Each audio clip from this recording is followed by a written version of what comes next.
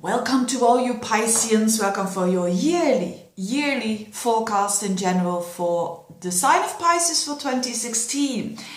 And last year, the year before that, it was all about the cardinal sign. It was all about them. Now it's all about you, together with the Virgos, together with the Sagittarians, and together with the Geminis, because there is so much going on in the mutable signs. So the year of 2016 for the Pisceans is a very dynamic year. It's one of the most dynamic years for you. Why?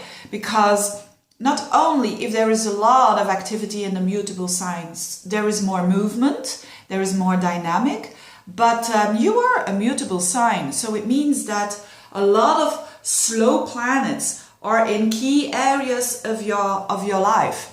Or traveling through key areas of your chart, and that always means that there is you're rebuilding your life basically, especially with Saturn there, the builder, at the top of your chart, which is the midheaven. So that's one message. It's going to be a big year for you Pisceans out there. It's going to be very dynamic, and it's very, if you want to make big changes, if you want to make restructuring your life on when it comes to you, when it comes to your relationships, when it comes to your home, when it comes to your work, you can do it. You can do it. You've got the energy here. Now, I know that all these aspects, they are squares and oppositions, so that's not the easiest one. But with squares and oppositions, it also means if you work hard on it and if you are aware of what is going on, you can achieve as much as when it would have been a trine or a sextile, which is an easier aspect. So what is going on with you? You've got, first of all, Neptune in your sign and Chiron as well, and Saturn in the 10th house. Now this is all about restructuring yourself together with your work, together again with your relationships, and together with your home area. And how to apply the best to all do that, it's actually by having hope and by having the feet on the ground at the same time. That's in a nutshell, because Neptune in your sign and Jupiter in your 7th house of relationships wants to broaden you, wants to open your heart, wants to give you hope. So people that come across you up until August, there is Jupiter in your 7th house, which is fantastic for all kind of relationship, one-to-one, love relationships, mentors, people who have who you consult, or even business partners. So all these people are very buoyant and can give you a lot of meaning in your life. And you as well with the Neptune, you are still the chameleon. You have different possibilities. Now, the nice thing I think about all of this is, if it only would be this Jupiter in the 7th and Neptune in your 1st house, it would be a lot of boundaries going open. But what about being stable then? And that's what Saturn is trying to do here. Saturn is saying, oh, whoa, okay, expansion, very nice, but just focus as well if you want to, and focus on what? On your work. So less is more with Saturn in the 10th house, and it's going to be there for still quite a long time. So it's only the beginning of the restructuring. Next year, it will be the finishing up of the restructuring. So a lot of you Pisceans are maybe fed up with their work, want to change it, but it's not all going to happen instantly. It needs its time. So Saturn is really looking in that house area of work, of it also, in general, it means work. So it's looking at, okay, what do I want to commit to? It's better to commit to one thing than to 10 projects, for instance, because Pisceans are known to have a bit of scattered energy. So this will help you to not have the scattered energy. So if you are the type of Piscean that says, I have so many dreams, but I can't make them real, listen a bit more to Saturn, listen a bit more to the restructuring, to making it real, really doing things, really planning things, really not only planning but also doing them in little steps. If you think, no, I'm the kind of Piscean who feels very restricted, who feels very having a boring life, who feels that everything is responsibilities, maybe listen a bit more to Neptune in your sign. Try to be a bit more creative. Try to open up your heart a bit more. So for everyone it's a bit different. It depends on your own individual chart. But these are the energies, the time sharing between realism and idealism. That's really bottom line. That's really the most important for the whole year. But a lot of Pisceans will, at the end of the year, certainly those who have planets between the first 15 degrees of Pisces, they will see that 2015 was one of the most important years. And you have the carte blanche. I don't know how to explain that in English, but carte blanche means that you can start from scratch and use it wisely. Take your time, slow down a little bit, don't go too fast.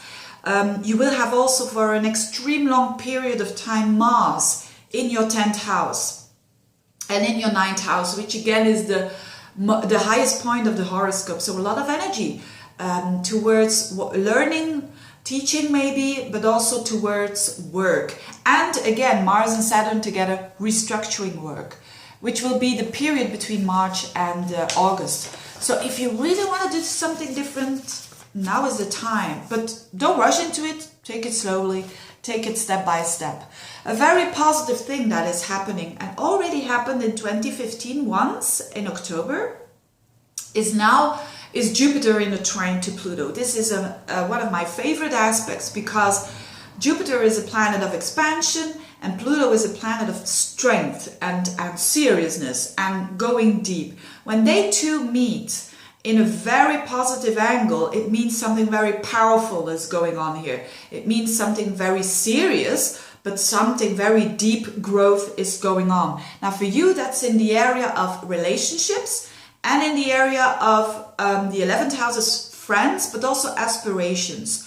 So, and this happens throughout the year, but it has a peak around March and June. So these periods are periods of tremendous growth when it comes to relationships, friends, and when it comes to aspirations and plans for the future. And we all have them aspirations, but they're not always strong and powerful. And now they are. So the aspirations that you're going to have are going to be very strong and very stable because they are in earth signs. As well, friends, powerful connections, powerful relationships. Relationships that really give you tremendous energy and power. Last but not least, there is a little asteroid called Juno, and it's for almost a whole year in Scorpio. So this is also something very interesting. Juno is about commitment.